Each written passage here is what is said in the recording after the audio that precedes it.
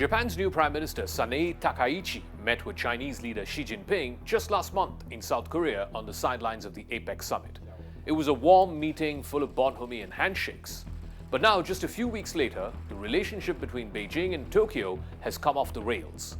Xi Jinping and his wolf warriors have unleashed a wave of reprisals against Japan over a recent comment made by Prime Minister Takaichi about defending Taiwan. Beijing considers Taiwan as an unfinished part of its history, which it hopes to reunite with the mainland someday in the not-too-distant future. This dispute poses an early test for Sanae Takaichi, who took office just last month, the first ever woman to serve as Prime Minister in Japan's history. As a lawmaker, she was a vocal critic of Xi Jinping, criticizing China's militarization of the South China Sea. She even once visited Taiwan to show solidarity with its leaders. Taiwan is a self-governed island, a democracy which is home to 90% of the world's most advanced semiconductor manufacturing. Takaichi has her task cut out. She has to avoid an escalation with China while still projecting strength at home.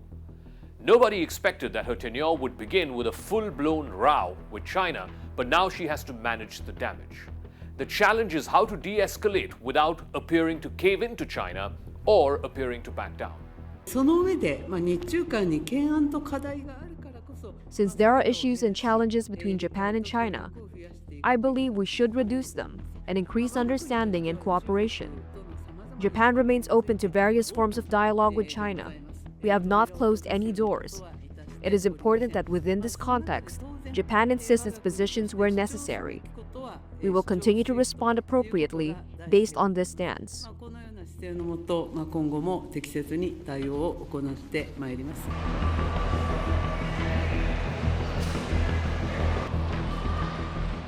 Chinese government has urged its citizens not to visit Japan, and that would sap a major source of tourism. About 7 million Chinese tourists visit Japan every year. Beijing has also signaled this week that it might move to restrict the import of Japanese seafood, particularly Japanese shrimp. China has also dispatched its Coast Guard ships last week to patrol around the disputed islands, which China calls Diaoyu and the Japanese call Senkaku. These are disputed islands in contested waters which are claimed by both countries.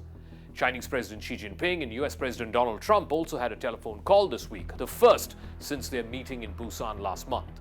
The issue of Taiwan did come up in that call, with Xi Jinping reminding Trump that Taiwan was an unfinished part of the post-Second World War order and that it needs to be restored. China desperately wants to take Taiwan and break through the US First Island chain. The First Island chain stretches from the Kuril Islands in the north all the way through Japan, the Ryukyu Islands, Taiwan, and eventually ends in the northern Philippines. This serves as a natural geographic barrier that restricts China's access to the broader Western Pacific and also is a cornerstone of American strategy to contain China's naval expansion. It goes all the way back to the Cold War. A Chinese naval blockade or an invasion of Taiwan would be a direct assault on this barrier. It would be highly dangerous for American national security. Taiwan anchors this strategy. Taiwan is often described as an unsinkable aircraft carrier. An invasion would escalate a full-blown war, as Chinese forces could seize Taiwan's ports and its airstrips, and that would enable forward bases for strikes on American assets, whether in Japan or in the Philippines. China views this as US-led encirclement. But seizing Taiwan would flip this dynamic on its head. It will allow China to project power beyond its coast, and that would threaten American sea lines of communication for up to 80 or even 90% of Japan's energy imports, as well as global commercial routes. If Taiwan falls, then the US will be forced to retreat to its second island chain, which is in Guam and Palau, and that would be at great cost to American security. 日方在与中国台湾邻近的西南诸岛部署进攻性武器，刻意制造地区紧张，挑动军事对立。联系到日本首相高市早苗的涉台错误言论，这一动向极其危险，需要引起周边国家及国际社会的高度警惕。 Japan is indispensable as America's linchpin in Asia. It hosts more than 50,000 American troops. It provides logistics, intelligence, and access to military bases for America. In a Taiwan invasion scenario, Japan could invoke collective self-defense and help the United States through anti-submarine warfare in the Miyako Straits. Japan's defense buildup, including its decision to buy Tomahawk missiles and also increase military spending to 2% of GDP, will be essential for it to defend itself against Chinese interests and Chinese hegemony. And therein, Japan's decision to move missiles just barely 100 kilometers off the coast of Taiwan is a critical defensive move. China has a record of economic coercion. During the dispute that happened between China and Japan over these disputed islands back in 2010, China limited the export of critical minerals to Japan, including rare earth metals. Chinese state media urged boycotts of South Korean companies who were operating in China in 2017 when South Korea decided to install an American missile defense system.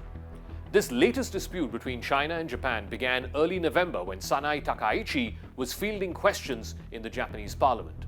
A lawmaker from a rival party asked her about potential survival-threatening situations. Now, this, under Japanese law, allows the deployment of the country's military forces.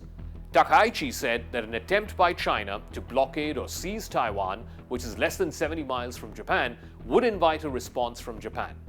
No previous Japanese prime minister has said so explicitly. This led to a major backlash by China. Takaichi later said that her remarks did not constitute a change in Japanese policy, but her comments provoked a furious response from Beijing, something that she is struggling to control even now, well after 2 weeks after those comments were made.